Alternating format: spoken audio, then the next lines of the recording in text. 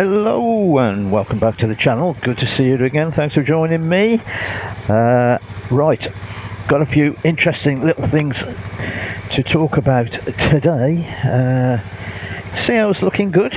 Enjoying it as always. I tell you what, I'm using this bag an awful lot more than I probably thought I would. It's become absolutely critical. It's full of stuff. It's getting like the glove box of my car. It's rammed full of all sorts. Anyway, enough of that. I'll see you down the road. Yes, thanks for joining me again. And what a lovely sunny day we've got today. It's almost like it's summer here in the UK. Oh, hold on. It is. In fact, it's the height of summer near enough. So about time. And they've cut the grass as well, look. Looking very smart. Yes, well, thanks for joining me. And first of all, can I just say thank you for everybody who's subscribed lately. And I always forget to say this, but if you're not subscribed, could you possibly do that? If you would like to, I'd much appreciate it. Up to about, we're very, very close to 1,000 subscribers, and that makes a huge amount of difference to any channel once it gets to that figure. So if you're not subscribed and you do watch a few of my videos, I'd really appreciate it if you would push that button. Right, it was interesting, some of your replies to the last video. I just mentioned quickly at the end demo bikes, and whether you would consider buying a bike that was an ex-demo bike. Really interested in some of the comments. Good comment made by one subscriber who said, I would, as long as it was quite a large capacity bike. Very hard to thrash or damage a very big and powerful bike, which is a good point actually. A smaller bike, maybe the running in period is critical. If you feel about running in these days with modern bikes, still very important. I do. I ran mine in absolutely to the book. And that it's much more likely that a smaller bike having lots of demos would get thrashed and abused. Good point that, and I think it's true. The two bikes that I've looked at recently, road ahead closed, we'll ignore that. Yeah, the two bikes I've looked at aren't actually from dealers. They're actually private bikes, privately sold, that were originally demo bikes, even though they're only both roughly a year old and not much more than a year old. They're actually been sold on again after being originally purchased as an ex-demo. So that's another consideration. The other thing I would say, having worked a little bit in the motor trade in the past, not in the car trade rather than the bike trade, but I'm sure it's just the same, is the one demo bike you do want to avoid is that one that's been used as the sort of pool bike for the workshop. As you know, when you go in for every bike service, there's always a bike there that they loan out to people, and it's always the bike as well that all the mechanics jump on to go and get their sandwiches from down the road, and you know the bike, that one. And that I think I would be very, very sus about buying if I knew it was that particular bike. That one can get abused, and loads and loads of very short journeys. So yeah, it's quite a few bits to think about that subject, isn't there? But generally speaking, it seems you weren't too bothered about buying an ex-demo bike, and you would consider it. Right then, I've been having a look around all the Auto Trader at eBay, as I do, all the bikes for sale. I've noticed a couple of interesting ones. I'll just show you this. This is a model of Royal Enfield that I rather took to when it first came out. It was a bike that Royal Enfield produced to sort of help them, I think, get rid of the last of the 500 bullets before, because I knew it was going to come to an end and the new 350 series J series platform was coming out, and it was this one, the Royal Enfield 500 Trials. Really nice looking, pretty bike. as long as you accept its limitations, of course, with power and all the rest of it. But it was sold very much as a bit of a collector's piece, and that brings me on to collector's bikes in general, really. Because I saw one of these. Now they're still available. There is one or two still available new. GB Moto, in fact, the importers, the original importers, have got one. About £5,000. They're about 5,000, but they're sort of sold as a bit of a collector's piece. The idea is that you sort of own one of these, do very little mileage on it, and it would really retain its value. It would become a classic in time. So I was interested when I saw one up for sale. I've seen a few of them up for sale. Usually they're asking about 4.5, maybe 4.3 at the lowest. But I saw one interesting. It went onto auction on eBay, and here it is. I'll put it up on the screen now. And because really at an auction you find out the true value of these things, don't you? People can ask what they want, but do they actually get that price? So it was an open auction, and as you can see, the top bid it got 2,475. Not much of an investment, that, was it? Didn't meet reserve, so I suppose the guy's hanging on to it, or maybe it will come back around again onto auction again. But there's the reality of how much people are actually willing to pay for that supposed collector's bike, second hand, immaculate, less than 2,000 miles. 2,475. Is that typical? What do you think to that? I'd be interested to hear your comments on that.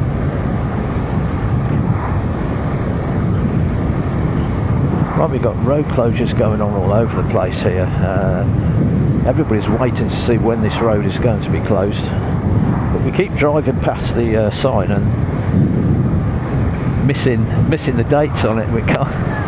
nobody can actually catch the dates. But anyway, we're just going to go for it. Right, another bike that I've seen online that interested me. Now, you know me and Chinese bikes, not a big fan, wouldn't buy one. That's just my own personal opinion. But I've noticed one of the YouTubers, the Bingley Wheeler, has just bought a CF Moto mid-range adventure bike. He's extolling its virtues and the fact that he's probably saved £1,500 or something over an equivalent Japanese bike. So it was interesting when I saw this bike. This is a Benelli TRK 502. Now this is an 18 reg bike, and the price shocked me, to be honest. Here's a bike that I found, it's sort of comparative in a way. It's a Kawasaki Versys 300, same age and the same mileage. So I consider, you know, it's only a 300, the Kawasaki, but I still think it would have been sort of competitive to the TRK when it was new. Probably undercut it in price slightly, and looked like a lot of value for money. The Kawasaki 2017 model, slightly older, but very comparative.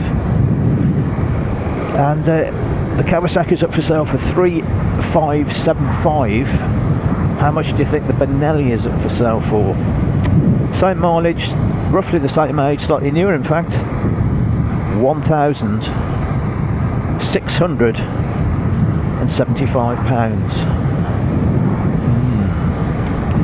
I just wondered what you thought of that. Do you think that is possibly indicative of how much these bikes are going to lose along the line? I think it might be. I really do. Oh, we've had a bit of a disaster here.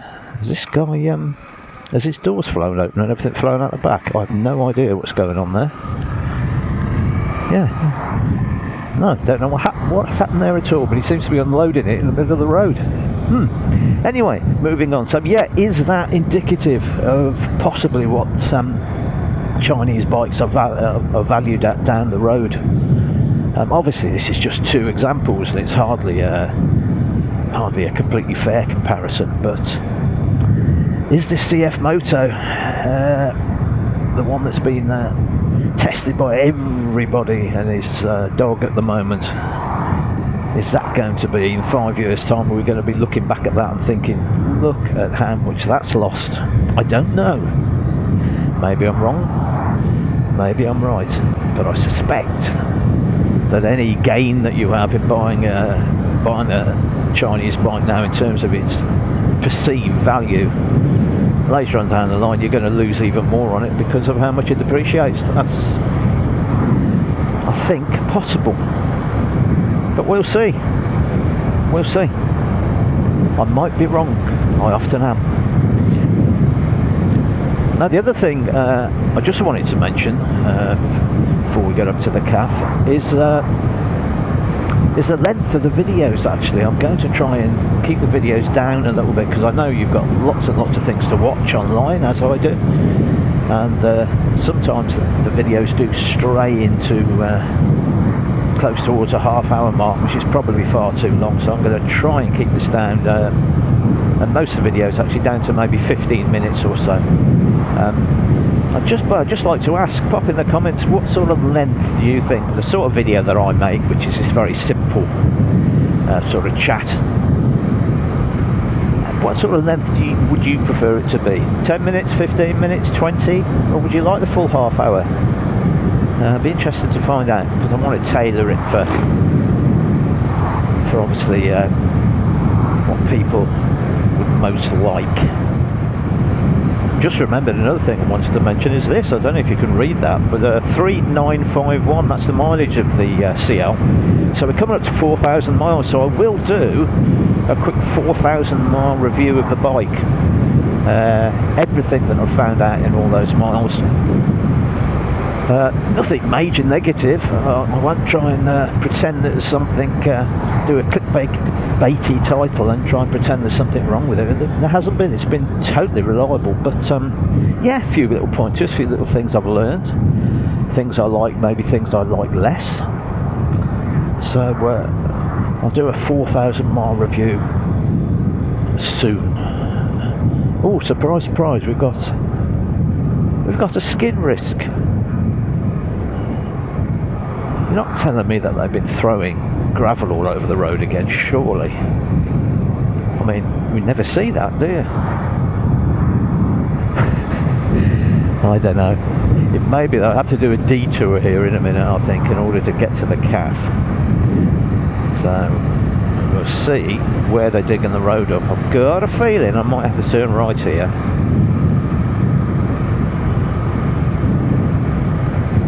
Let's have a look. Road ahead closed. Oh, no road studs. Yeah, I think we're going to be able to get through, to be honest. So there we go. Hope you're enjoying your motorcycling at the moment. Hope whatever bike you have, it's going well and you're enjoying yourself. Oh, another thing I wanted to mention. I think I am now, according to you lot, and I listen to you and I read all your comments, according to you lot, I am now responsible, and I feel this sense of responsibility, for 4, I think it's 4, possibly 5 actually, of you actually buying the CL500. You've actually said to me, primarily because of your videos. So that's fantastic, quite a responsibility, and everyone seems to be absolutely chuffed with it. So yeah, that's amazing, isn't it? Honda, take note. That's got to be 25-30 grand's worth of sales just from the White Forest Biker channel. Well, not just from me. I mean, you did provide the bike, but you know what I'm saying. So yeah, hope you enjoy the bike, and I hope it's quite a sense of responsibility actually. But yeah, that's absolutely marvellous. And if you have bought a bike from watching my videos, please keep me in touch. Drop a message every now and again in the latest videos, and tell me how you're getting on. Is it living up to your expectations? I'll be really interested to hear. So it looks like we've made it to the CAF. I don't know where this road closure is. I'm sure it's down by the Danery down there. Yeah, I think it must be down there somewhere. But anyway, we're here now, so thanks again for watching, and I will see you in the next one. Oh, there's Roy there. and milk. Oh, they've left my space on the end. Fantastic. So they should. Right, that's all from me. Thanks for being with me, and I'll see you again next time. Bye for now.